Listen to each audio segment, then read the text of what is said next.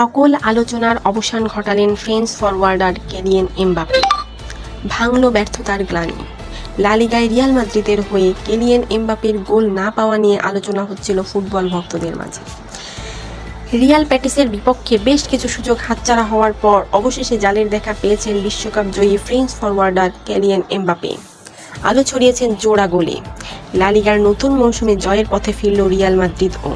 রোববার রাতে লা লিগার ম্যাচে রিয়াল প্যাটিসকে 2-0 গোলে পরাজিত করেছে। ম্যাচের দ্বিতীয়ার্ধেই হয়েছে গোল দুটি। ম্যাচের প্রথম 10 মিনিট প্যাটিস ভীতি ছড়িয়েছিল রিয়ালের আক্রমণ ভাগে। তারপর নিজেদের পাল্টে ফেলেছেন রিয়াল। 24তম মিনিটে কেলিয়ান এমবাপের দারুণ সুযোগ পেলেও সেটি হাতছাড়া হয়ে যায়। দ্বিতীয়ার্ধের 67তম মিনিটে প্রথম গোলের দেখা পান রিয়াল এমবাপের পায়ে। এরপর 75তম মিনিটে ডিবক্সে ফাউল করে প্যাটিসরা। ফলে ফিনি প্লান্টি পেলেও সেই পেনাল্টি ঠেলে দেন এমবাপের দিকে। ফলে প্লান্টি থেকে দ্বিতীয় গোল করেন এমবাপে।